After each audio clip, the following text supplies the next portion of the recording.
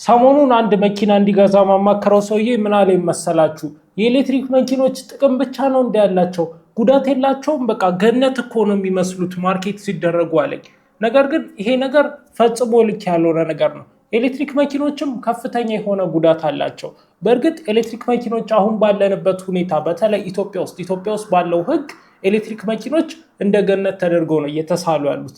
ነገር ግን ያሉበትን ዋና 5 ችግሮች ልንገራችሁ ማለት ነው። እነዚህ 5 ችግሮች ቤዚክ ችግሮች ናቸው። ኤሌክትሪክ መኪና በሚገዙበት ጊዜ አውቃችሁ መግዛት እና ራሳችሁን ከነዚህ ችግሮች የምትጠብቁበትን መንገድ ማወቅና በሚፈጠሩበትም ጊዜ ኖርማል እንደሆነ እንድታውቁ ይረዳችኋል ማለት ነው። ስለዚህ የመጀመሪያው የኤሌክትሪክ መኪና ችግር ብዙዎቻችሁ የምታስቡት ባትሪ ሪፕሌስመንት ኮስት ነው። ባትሪ ሪፕሌስመንት ኮስት በጣም ከፍተኛ ነው። አሁን አንዳንድ ሰዎች 100,000 200,000 አሪፍ መኪና ላይ 400,000 1 ቢሊዮን ቢደርስ ነው ይላሉ። ነገር ግን በጣም ከፍተኛ ቢባል ብር ነው ቢጠይቋችሁ። አክቹዋሊ ሂሳቡን በምትሰሩበት ጊዜ የመኪናው ግማሽ ድረስ የሚደርሱ መኪኖችን ልታገኙ ትችላላችሁ፣ ባትሪ ለመቀየር ብቻ ማለት ነው። የባትሪ ሪፕሌስመንት ኮስትን ሂሳብ መስራት ከፈለጋችሁ በጣም ቀላል ነው። መጀመሪያ የመኪናችሁን ኪሎዋት አወር ካፓሲቲ፣ የባትሪ ካፓሲቲው በኪሎዋት አወር ትጽፋላችሁ። ከዛ በኋላ ደግሞ 1 ኪሎዋት አወር ባትሪ በምን ያህል እንደሚሸጥ ሰርች ታደርጉታላችሁ ማለት ነው። ስለዚህ አቬሬጅ የሚባለው ሊቲየም አየን የሚባለው ቤዚክ የሚባሉት የኤሌክትሪክ መኪኖች የሚጠቀሙት ባትሪ በአቬሬጅ ኮስቱ ከ80 እስከ $150 ነው ይባላል ማለት ነው። በቢዋይዲ ሴጉል ምሳሌ ልስጣችሁ፣ ምክንያቱም ቢዋይዲ ሴጉል አነስ ያለች ስለሆነች የእሱን ዋጋ እንኳን እንድታውቁት ስለምፈልግ ማለት ነው። ዝቅተኛ የሚባለው ቢዋይዲ ሴጉል 30 ኪሎዋት አወር ነው። ከፍተኛ የሚባለው 400 ኪሎ ሜትር ሜዳው ደግሞ 38 ኪሎዋት አወር ነው ባትሪ ፓኩ። ስለዚህ በዝቅተኛው ቢዋይዲ ሴጉል 30 ኪሎዋት አወር ባትሪ ፓክ ባለው እንኳን እንውሰደውና በኪሎዋት አወር $80 ነው እንበል፣ በዝቅተኛው እንውሰደው ማለት ነው። ከዛ በኋላ ሁለቱን በምታባዙበት ጊዜ የምታገኙት ሂሳብ ቢሆነው 30 ሲባዛ በ80 $2,400 ነው የሚመጣላችሁ ማለት ነው፣ እዚህ ጋር እንደምትመለከቱት። ስለዚህ $2,400 ኮስት ያደርጋል ማለት ነው ዝቅተኛው ቢዋይዲ ሴጉል ባትሪ ለመቀየር። መኪናው ውጭ ሀገር ላይ የሚሸጠው $9,000 ነው። ስለዚህ የመኪናው 1/4 ቢሆን ኮስት ያስወጣቸዋል ማለት ነው። ይሄ መኪና እኛ ሀገር ላይ እየተሸጠ ያለው 3 ሚሊዮን ብር ነው። ስለዚህ የ3 ሚሊዮን ብር 1/4 ብላችሁ ብታስቡት እንኳን 750,000 ብር ያስወጣቸዋል ማለት ነው ዝቅተኛ የሚባለው መኪና። እርግጥ ነው መኪና በሚገባበት ጊዜ ብዙ ትርፍ አለው፣ ብዙ ቀረጥ አለው፣ ባትሪ ሲገባ ሊቀንስ ይችላል። ነገር ግን አፕሮክሲሜትሊ ወደ 500,000 ብር ያስወጣቸዋል ማለት ነው ትንሹ የሚባለው መኪና እንኳን።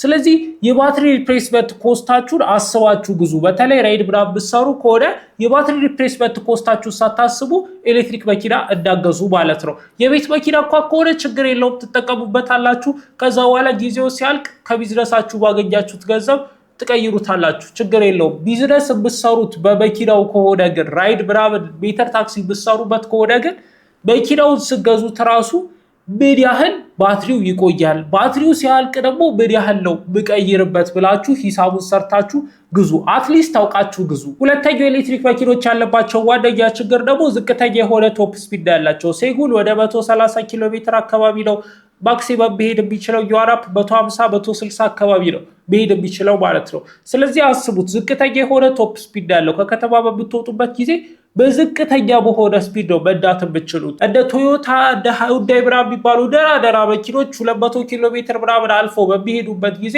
እናንተ ግን 130 እና 150 ኪሎ ሜትር ማክሲመማቸው ይሆናል ማለት ነው። አሪፍ መኪና እንኳን ከገዛችሁ እስከ 180 ኪሎ ሜትር ፐር ሆር ሊሄድላችሁ ይችላል ማለት ነው። ለዚህ ደግሞ ምክንያት አለው። ምክንያቱ የኤሌክትሪክ ሞተሩ ፍጥነት ሳይኖረው ቀርቶ ሳይሆን ባትሪው ነው ኃይል የሌለው። ባትሪው ቶሎ ኃይል በሚወሰድበት ጊዜ ባትሪው ራሱ ሄልዙ ሊቀንስ ይችላል። ከባትሪው ላይ በከፍተኛ ፍጥነት ከረንት በሚወሰድበት ጊዜ ሙቀት ይፈጥራል። ይህ ሙቀት ደግሞ ባትሪ ሄልዝን የመቀነስ ካፓሲቲ ስላለው ባትሪው ራሱ ሊሚት መደረግ አለበት ከሆነ ያህል በላይ ከረንትን እንዳይለቅ። ስለዚህ ከዛ በላይ ከረንትን መልቀቅ ካልቻለ ደግሞ ከፍተኛ የሆነ ቶፕ ስፒድ አይኖረው፣ በዛው ይቆማል ማለት ነው። ይሄ ዋነኛው ቶፕ ስፒዱ ዝቅተኛ እንዲሆን ያደረገው ምክንያት ነው እንጂ ከዚህ ውጪ በጣም ብዙ ምክንያቶችን ታገኛላችሁ። በዘርዘሩ አስፈላጊ ስላልሆነ ማለት ነው፣ ዲቴል ስለሆኑ። ሶስተኛው የኤሌክትሪክ መኪና ጉዳት ደግሞ የአየር ጸባይ በሚለዋወጥበት ጊዜ የመኪናችሁ መሄድ የሚችለው ሬንጅ ይቀያየራል ማለት ነው። በተለይ ክረምት ላይ ባትሪያችሁ መሄድ የሚችለው ሬንጅ ከ20 እስከ 40% ሊወርድ ይችላል ይላሉ ጥናቶቹ ማለት ነው። ለዚሁ ደግሞ ምክንያቱ የሚሆነው ሊቲየም አየን የሚባለው ባትሪ ብዙ ኤሌክትሪክ መኪኖች ላይ ያለው ባትሪ ሙቀት ይፈልጋል። ኤሌክትሮዶቹ ፍሎ እንዲያደርጉ ማለት ነው። ስለዚህ ኤሌክትሮዶቹ ፍሎ እንዲያደርጉ ሙቀት ያስፈልጋል። ክረምት ላይ ደግሞ ቅዝቃዜ ያለው በተለይ ባትሪ ደግሞ ከታች ስለሆነ የመሬቱ ቅዝቃዜ በከፍተኛ ደረጃ ነው ወደ ባትሪው የሚደርሰው። ስለዚህ በከፍተኛ ቅዝቃዜ ውስጥ በምትሆኑበት ጊዜ ካሮቶቹ ፍሎ ማድረግ ስለሚያቅታቸው የባትሪያችሁ ሙሉ ያለውን ኃይል ለኤሌክትሪክ ሞተሩ እንዳይሰጥ ያደርገዋል። ሂትን በማመንጨት ራሱ ተጨማሪ ኢነርጂ እንድታወጡ ያደርጋቸዋል። ስለዚህ በአቬሬጅ ከ20% እስከ 40% ቢሆን ዝቅተኛ የሆነ ሬንጅ ይሰጣቸዋል ማለት ነው። ማለትም መኪናችሁ 100 ኪሎ ሜትር የሚሄድ ቢሆን በፉል ቻርጅ 20% ከቀነሰ 80 ኪሎ ሜትር ነው የሚሄድላችሁ ማለት ነው። 40% ከቀነሰ ደግሞ እስከ 60 ኪሎ ሜትር ብቻ ነው ሊወስዳችሁ የሚችለው ማለት ነው። ስለዚህ ክረምት ላይ እና ሙቀቱ በጣም ቀዝቃዛ በሚሆንበት አካባቢ ላይ ኤሌክትሪክ መኪና የማይመከር ነው ማለት ነው። ምክንያቱም ዝቅተኛ የሆነ ሬንጅ ይኖረዋል ፋብሪካው ከሚያስቀምጥላችሁ ራሱ። አራተኛው ኤሌክትሪክ መኪና ላይ ያለው ችግር ደግሞ ጎማ ቶሎ መጨረስ ነው። ጎማ ቶሎ መጨረስ የማያሳስብ ነገር ሊመስላችሁ ይችላል። ነገር ግን የኤሌክትሪክ መኪኖች ጎማ ራሱ ከፍ ያለ ነው፣ ዋጋውም ወደድ ያለ ነው። አሪፍ የሚባለ ቴክኖሎጂ ስለሚገጠምላቸው የጎማው ስትራክቸሩ ራሱ በብዛት ኖርማሊ እኛ ከለመድናቸው ሀገር ውስጥ ከሚመረቱት ጎማዎች አንጻር የተሻለ ስለሆነ ከፍተኛ ዋጋ ነው የሚጠየቅባቸው። ነገር ግን ጎማ እንዲበላ ያደረገበትን ምክንያት ልንገራችሁ። ጎማ እንዲበላ የሆነበት ምክንያት 3 አለው። የመጀመሪያው መኪናው ከባድ መሆኑ ነው። መኪናው ለምን ከባድ ሆነ ካላችሁ ደግሞ ባትሪ ያለው፣ ባትሪ ደግሞ ከባድ ነው። አሁን እንድታውቁት የምፈልገው አንድ ነገር ኬሚካል ተሸክማችሁ ኬሚካሉን ወደ መካኒካል ኢነርጂ እየቀየራችሁ ብትሄዱ ይሻላል። ዝቅተኛ የሆነ ክብደት ነው ያለው። ይሄ ማለት ደግሞ ኢተርናል ኮምበስሽን ኢንጂን ቴክኖሎጂ ማለት ነው። ኢተርናል ኮምበስሽን ኢንጂን ቴክኖሎጂ ማለት ደግሞ ሁላችንም የምንጠቀመው የጋዝ መኪና ናቸው ማለት ነው። ስለዚህ እሱኛው ዝቅተኛ የሆነ ክብደት ነው ያለው፣ ከፍተኛ የሆነ ፐርፎርማንስ ይሰጣቸዋል ማለት ነው። ይሄ አዲሱ የኤሌክትሪክ መኪና ቴክኖሎጂ ደግሞ ባትሪ ነው የሚሸከመው። ባትሪ ደግሞ ከፍተኛ ክብደት አለው። ስለዚህ ይህ ክብደት ባተር ያደርጋል ማለት ነው ኤሌክትሪክ መኪና ላይ። ይህ ክብደት በሚኖረው ጊዜ ደግሞ ከፍተኛ ጉልበት እንዲወጣ ያደርጋል። በተጨማሪም ደግሞ ጎማም እንዲጨርስ ያደርጋል ማለት ነው። ስለዚህ ኤሌክትሪክ መኪኖች ከፍተኛ ጉልበት ቢኖራቸው ራሱ ባትሪውን መጎተት ራሱ አንድ ስራ ስለሚሆንባቸው ከፍተኛ የሆነ አውትፑት እናንተ ብታዩትን አይነት ሪዛልት ላይሰጣችሁ ይችላል ማለት ነው። ግን ዋና አሁን እያወራንበት ያለነው ነገር ጎማው ነው። ጎማው እንዲያልቅ የሚያደርገው የባትሪው ክብደት መኖር ነው። ሁለተኛው ደግሞ ጎማው እንዲያልቅ የሚያደርገው ነገር የጎማው ጥርስ ራሱ ዝቅ ተደርጎ ነው የተሰሩት። እነዚህ መኪኖች በዋነኝነት ለከተማ የተሰሩትና የተሻለ ግሪፕ እንዲኖራቸው ተብሎ እንደ ትላልቅ መኪኖች ሰፋ ያለ ሳይሆን አነስ ያለ ቀጭን የሆነ የጎማ ጥርስ ያላቸው። ስለዚህ ቶሎ የመበራት ባህሪ ይኖራል። ስለዚህ ፍሬን ይዛችሁላ የሚያሸራትት ቦታ ላይ ከሆናችሁ በጣም ስሙዝ የሆነ ሰርፌስ ከሆነ ቶሎ የሚሸራተት መኪና ይሆንባችኋል ማለት ነው ጎማ በሚጨርስበት ጊዜ። ሶስተኛው ጎማ የሚጨርስበት ምክንያት ደግሞ ብዙዎቻችሁ እንደምታስቡት ከፍተኛ የሆነ ቶርክ ስላለው ማለት ነው። ኤሌክትሪክ መኪኖች በከፍተኛ ፍጥነት አክሰለሬት ማድረግ ይችላሉ። ስለዚህ ነዳጅ በሚረግጡበት ጊዜ በጣም በከፍተኛ ፍጥነት ስለሆነ የሚንቀሳቀሱት በዛ ጊዜ ደግሞ በጣም ከፍተኛ ጉልበት ሲያወጡ ከመሬቱ ጋር ፍትጊያ ይፈጠራል። ይህ ፍትጊያ ደግሞ የጎማውን ጥርስ የመጨረስ ባህሪ ያመጣል ማለት ነው። ስለዚህ የኤሌክትሪክ መኪኖች በእነዚህ 3 ምክንያቶች ጎማቸው ቶሎ ያልቃል ማለት ነው። አምስተኛው የኤሌክትሪክ መኪኖች ላይ ያለ ብለው ችግር ደግሞ ራሱ መኪናው ላይ ያለ ችግር ሳይሆን ባለቤቶቹና ሹፌሮቹ ላይ ያለ ችግር ነው ብዬ ነው የማስበው። እሱ ምንድነው? የባትሪ ሀቢትን አለመረዳት ነው። ባትሪዎቹ መረዳት አለባችሁ። እንደ ኖርማል መኪና ነዳጅ እየሞላችሁበት ሞተር ዘይት እየቀየራችሁት ዝም ብላችሁ የምትነዱት አይነት መኪና አይደለም።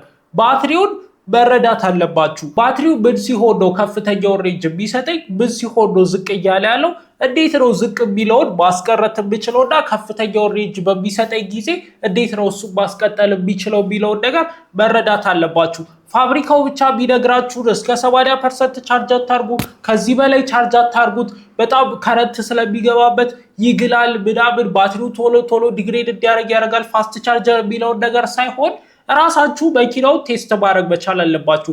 ከፍተኛ የሆነ ሬንጅ የሚሰጣችሁ ጊዜ መረዳት አለባችሁ። ምን ስለሆነ ነው ከፍተኛ ሬንጅ እየሰጠኝ ያለው፣ ምን አይነት ቴምፕሬቸር ሲኖረው ነው፣ ምን አይነት አነዳጅ ስለነው ነው፣ እንዴት ወርማፕ አድርጌ ሳንቀሳቀሰው ነው፣ እንዴት እየሳንቀሳቀሰው ነው፣ በምን ሰዓት፣ በምን ያህል ጊዜ፣ በምን ያህል ኪሎዋት ቻርጅ ሳረገው ነው ከፍተኛው ሬንጅ ቢሰጠኝ? እንዴት አይነት ሀቢት ሳረግለት ነው ባትሪ ሄልዜ ባለበት እየቆየ ያለው የሚለውን ነገር መረዳት አለባችሁ። ከዛ እሱን ተረድታችሁት ለረጅም ጊዜ ማስቀጠል መቻል አለባችሁ።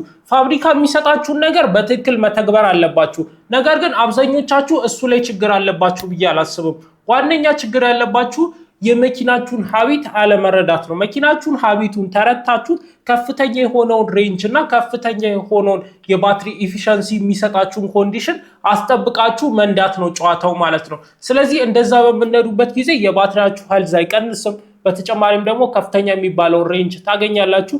ባትሪያችሁ ስለማይቀንስ ደግሞ ቶሎ መቀየር አይጠበቅባችሁም። ለረጅም ጊዜ መንዳት ትችላላችሁ ማለት ነው። በብዛት ሶሻል ሚዲያ ላይ ስለ ኤሌክትሪክ መኪና ጥሩ ነገር ብቻ ነው የሚነገራችሁ። ነገር ግን እነዚህ ነገሮችም አውቃችሁ ግዙ ማለት ነው። በተለይ የባትሪ ሪፕሌስመንት ኮስትም ብዙ ሰዎች አንደር ዲተርማይን ነው የሚያደርጉት፣ በጣም ዝቅተኛ እንደሆነ ነው የሚያስቡት። ነገር ግን አስቡት። አሁን ለምሳሌ አሁን እነ ID6 እስከ 80 ኪሎዋት አወር ባትሪ ያላቸው መሰለኝ። ስለዚህ 80 እንኳን ብለን ብናስበው ከዛ በኋላ ደግሞ $100 ብለን ብናስበው እንኳን በኪሎዋት፣ ስለዚህ ID6 $8000 የሚያወጣ ባትሪ ያስፈልጓል ማለት ነው። አሁን ባንክ ላይ 160 ብር ብለን ብናስበው ዶላር፣ ስለዚህ አፕሮክሲሜትሊ 1.3 ሚሊዮን ብር ይፈጃል ማለት ነው ID6 ባትሪውን ለመቀየር። ይሄ ደግሞ ቀጥታ ከፋብሪካው ስገዙት ነው።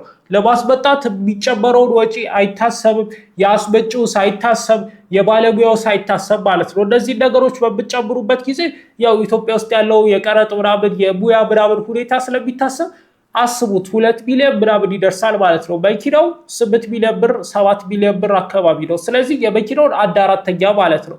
ስለዚህ ጀነራል ብነግራችሁ ነገር 1/4 ቢሆን ኮስት ያስወጣችኋል ባትሪ ለመቀየር ማለት ነው። ስለዚህ ይሄንን ሂሳብ እየሰራችሁ ኤሌክትሪክ መኪና ግዙ። እነዚህ ነገሮች ደግሞ አውቃችሁ ተጠንቀቁ እና እንዳሉ ኮንሲደር አድርጋችሁ ግዙ ማለት ነው። በኋላ ከገዛችሁት በኋላ ስታውቁ እንዳደረግጡ ነው የቪዲዮ የሰራውላችሁ። ያላችሁን ሀሳብ አስተያየት ኮሜንት ላይ አድርጋችሁ፣ በተጨማሪም ደግሞ እናንተ ነታችሁት ያጋጠማችሁን ነገር ለሰዎች ይጠቅማል ብትሉትም ነገር ካለ ለኔ ሪከመንድ ብታረጉኝ ነገር ካለ እዚህ ጋር ስህተት ነክ እንዲህ ነው የሚፈጠረው ብትሉትም ነገር ካለ ኮሜንት ላይ አድርጋችሁ ለመታረም ዝግጁ ነኝ። እነዚህ ነገሮች ማውቃችሁ ስለሚጠቅማችሁ ነው። ይሄ ደግሞ የካር ኮሚኒቲ ምርጥ የካር ኮሚኒቲ ነው። ጆይን አድርጉት። ቀጣይ ባሪፍ ቪዲዮ እስከምንገናኝ ድረስ ሰላም ቆዩ።